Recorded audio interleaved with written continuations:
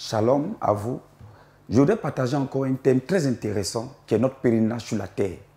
En tant que chrétiens, nous sommes du passage sur la terre. La Bible dit dans le livre de 1 Pierre 2, verset 11, que nous sommes du passage sur cette terre que Dieu nous a réservée.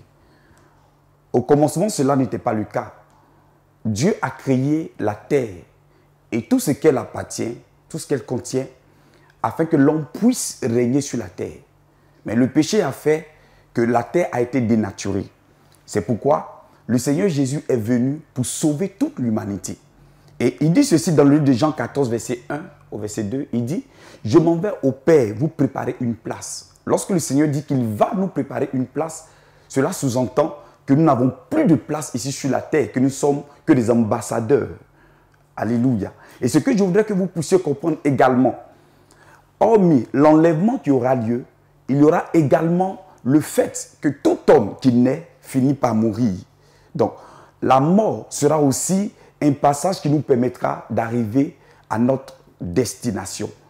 C'est pourquoi en tant que chrétiens, nous ne devons pas vivre comme si nous allons demeurer sur la terre, mais nous devons vivre comme des personnes qui doivent rendre compte à celui qui nous a appelés, à savoir le Seigneur Jésus-Christ. Donc, étant chrétiens, nous avons un but à atteindre sur cette terre et nous devons pratiquer ce but-là afin de pouvoir plaire à Dieu lors de notre séjour. Lorsque nous sommes un ambassadeur c'est quelqu'un qui est représentant d'une nation dans une autre nation.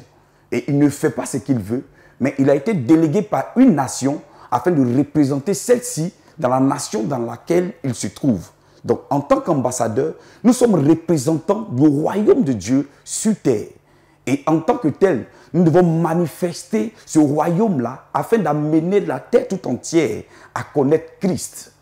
Et c'est pourquoi la Bible dit que la nature tout entière attend avec un ardent désir la révélation des fils de Dieu. Et en tant qu'ambassadeur, nous devons nous atteler à bien remplir cette tâche, non seulement en prêchant la parole de Dieu, en enseignant les voies du Seigneur et amenant l'humanité à comprendre la vérité qui est Christ. Que le Seigneur vous bénisse. Shalom chez vous.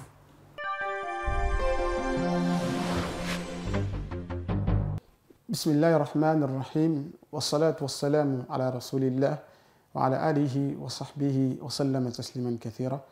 Walhamdulillahi rabbil alamin. Le sujet du pèlerinage, qu'on appelle en arabe Al-Hajj. Le Hajj fait partie des piliers de l'islam. En islam, nous avons 5 piliers. Et le 5e pilier est celui du pèlerinage. C'est quoi le pèlerinage, Al-Hajj?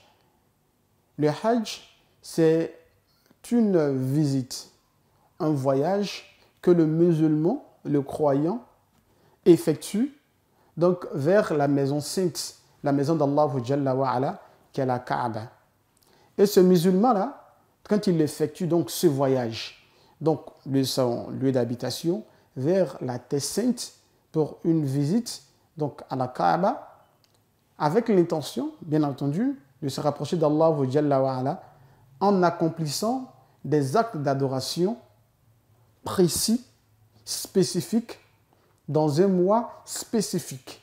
Ça veut dire que le Hajj n'est pas seulement un voyage, mais c'est un voyage qui s'effectue dans un mois spécifique, qui est le dernier mois donc, du calendrier lunaire, qu'on appelle Dhul Hijjah.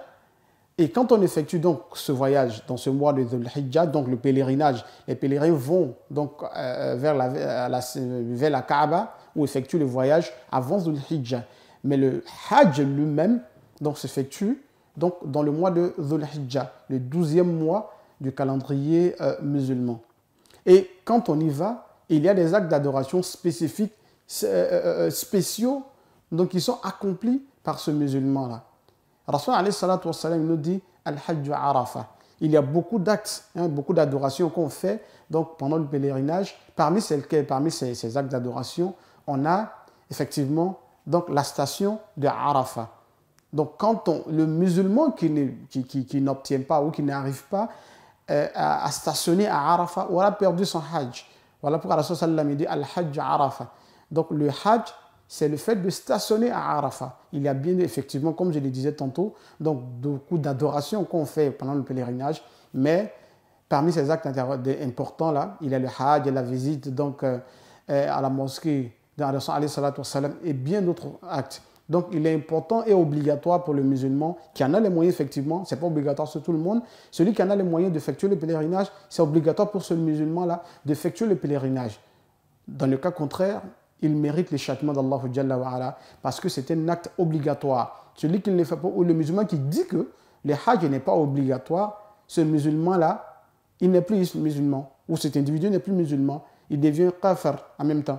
Parce que le fait de nier un acte donc important, un pilier de l'islam, rend fait de toi donc un kafir, donc un mécréant. Donc il est obligatoire pour tout musulman qui en a les moyens d'effectuer le pèlerinage, Inch'Allah. Wa sallallahu ala nabina Muhammad wa salamu alaykum. Alors je vais vous parler un peu sur le pèlerinage. Le pèlerinage, nous allons nous inspirer d'un passage biblique sur le livre de l'Exode. Exode 3, en son verset 18. En son verset 18. Je vais lire. Et j'ai dit, je ferai monter de l'Égypte, où vous souffrez, dans le pays des Canaan, des Hittiens, des Amouriens, des Phérésiens, des Héviens et des Jébusiens, dans un pays où coule le lait et le miel. Ils écouteront ta voix et tu iras, toi et les anciens d'Israël, auprès du roi d'Égypte, et vous lui direz, l'Éternel, le Dieu des Hébreux, nous est apparu. Permets-nous de faire 3 jours de marche dans le désert pour offrir des sacrifices à l'Éternel notre Dieu.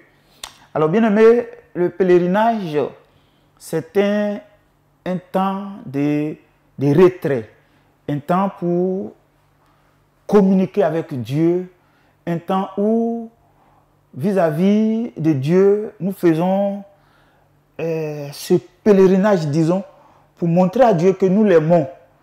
Une manière aussi de demander pardon à Dieu pour nos péchés, pour les fautes que nous avons commises.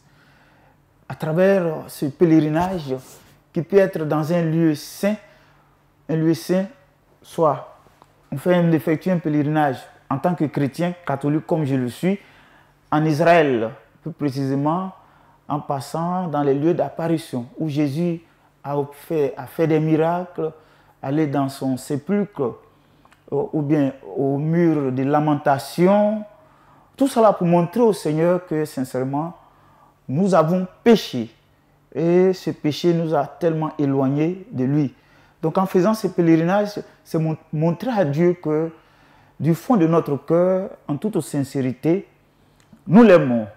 Mais comme le péché omis nous empêche, alors frères et sœurs, chacun de nous doit effectuer un pèlerinage. Un pèlerinage, pour ceux qui ont les moyens, tu peux choisir Israël, ou bien aller à Lourdes, ou bien à un lieu d'apparition de la Vierge Marie, soit à Issia ou je ne sais où, à Bounois, ou bien dans un lieu de pèlerinage.